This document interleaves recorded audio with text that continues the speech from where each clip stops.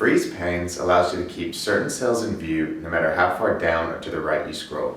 This can be useful when you want to have column headings, for example, stay in view no matter how far down you scroll. Like let's say we're looking at these bottom products, we still know that they fall under these headers. So if we want to build these in, we'll just do that here on the example on the next sheet. All you do is you go to the cell that you want everything above and to the left of to be frozen. Then you go to View, Freeze Panes, and select Freeze Panes. Now, whenever you scroll down, you'll be able to see those headers. Let's say we didn't care about freezing this first column, but we just wanted to freeze this rows above it. If we select anywhere within the first column and then Freeze Panes, it's only going to freeze the rows. It's not going to freeze any columns.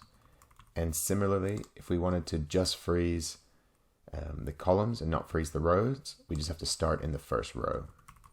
And that way it will only freeze those that column. You can freeze panes with the shortcut Alt-WFF. And if you press this shortcut again, it will undo it. Alt-WFF.